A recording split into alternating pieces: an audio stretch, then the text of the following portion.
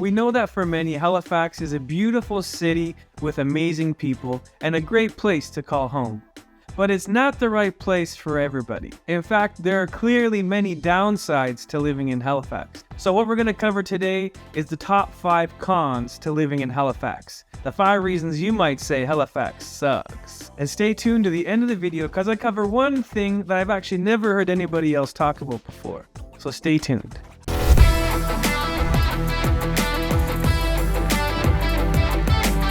But who am I? My name is Chris Pickup. I'm a realtor with eXp Realty here in Halifax, Nova Scotia, and I'm excited to share with you the reasons why Halifax might not be the place for you. The first con of living in Halifax is if you're coming from or looking for big city living, because Halifax simply isn't that. In this case, it really is an example of it being a two-edged sword. What is a strength for Halifax in terms of being a local, close-knit feeling community means that it feels like a small city with not a lot of options in terms of things to do. And in particular, I want to look at the amenities that Halifax has to offer. The amenities that come to mind for me are when I think of diverse food backgrounds. Halifax doesn't necessarily have a high quality of diverse ethnic type foods that you might get if you're coming from or looking for big city living. Halifax is also not a place where you get the big names in terms of concerts. Beyonce isn't coming to Halifax. I remember my first big concert, my friends and I actually took a road trip out to Montreal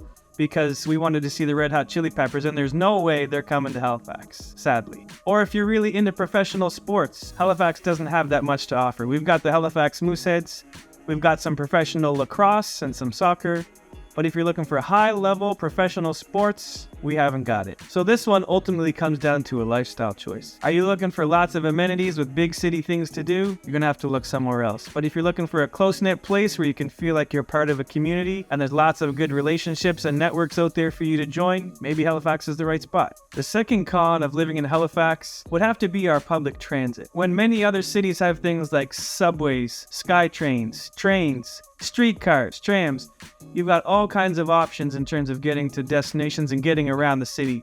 But in Halifax, we actually only have one option, and that's the bus. So although the city's been working to put in more express routes to cut down on some of the transit times, if you live outside of the city center, taking the bus really takes quite a while. You're going to be sitting on the bus and making lots of transfers to get to your end destination in all likelihood. And that's why people buy cars here. Which leads to my next sub-point in terms of transit, and that the only thing worse than waiting on the bus might actually be looking for parking in downtown Halifax, because that's a pretty poor situation too. So although one of the pros of living in Halifax is that it's a slower pace of life, for certain people that's actually their only option, because taking the transit is going to take a while. The third con of living in Halifax is if you're coming here as a renter. The rental market in Halifax is really quite tight. It's quite a difficult spot to get into. For multiple years now, the city has been at or under a 1% vacancy rate, which means that at any given time, only 1% of all rentals are actually available to go and pursue for rent. So if you're in that renting pool, you're dealing with a lot of competition, and that's why we've seen crazy rental increases, which is the next point. Not only are rentals hard to come by, when you find one, the prices have been increasing exponentially over the past few years. To the point where, although Halifax is a smaller city in Canada, our rental rates are actually starting to become comparable to the major city centers, which if you think about it is really just kind of ridiculous. So although the cost to purchase a home in Halifax is quite a bit under the national average, if you're coming to Halifax as a renter, it's going to be a tough spot to find and be able to afford a rental unit here. The fourth con of living in Halifax, you had to know was coming. It's what everybody talks about when I tell them that I live and grew up in Halifax, and that is the weather. On average, Halifax gets about 60 inches of snow every single year. That's going to impact your daily life. It's going to impact your commutes. It's going to impact the things you can do with your life. So this is another example of a double-edged sword. Because if you're into winter sports like skiing or snowboarding, then all that snow is really a bonus for you. But if you're looking just for everyday life kinds of things to do, getting around, then the snow is really going to be a hindrance. To the point where sometimes even the sidewalks become snowbanks in Halifax. And another pro tip that you've got to be ready for is that in Halifax we actually lose power quite a bit.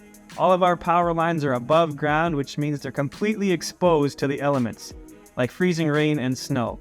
So you got to be ready with those storm chips. You got to be ready with an alternate heat source and an alternate source of light to get around at night in case the power goes out. But with this con, I will say the silver lining is that the city is actually really well equipped to deal with the snow that we do get. Because we know we're getting that 60 inches of snow every winter, the city services are ready and waiting to deal with that snow. Unlike other cities I've seen in Canada where a relatively small amount of snow can take out the whole functioning capacity of the city, in Halifax, within hours, people are back on the road. We're getting ready to get to work and to get to living life. So thank you to all our city employees. And the last con that we'll talk about today that I actually haven't heard spoken of much elsewhere is the amount you're going to be taxed if you live in Nova Scotia. The first type of tax we're talking about is the sales tax. And sales tax in Nova Scotia is 15%. It's tied for the highest in the entire country. So every time you go to the store to purchase something, you can add an extra 15% onto that cost. It's so bad that the Nova Scotia Liquor Commission actually doesn't even put the pre-tax price on its labels. It puts post-tax price, so you actually don't even know how much tax you're paying when you go to the liquor store. And the second type of tax we're talking about is our income tax.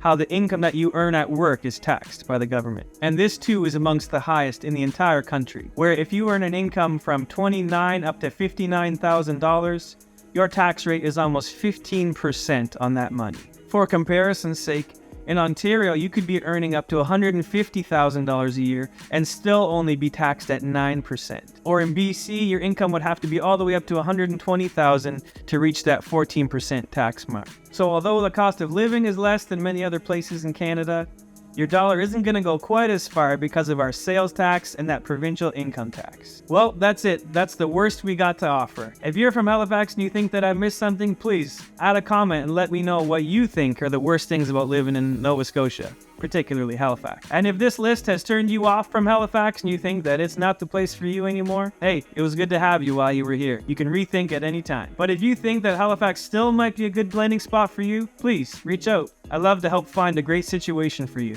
because ultimately Halifax is still one of the best places in the entire country to call home. My name is Chris Pickup. I'm a realtor with eXp Realty here in Halifax, Nova Scotia. And if this video has brought you any value or any entertainment, please consider subscribing to my channel, follow me, and come along for this journey in real estate. I'd love to have you along with me. And don't forget, as always, your success is my top priority.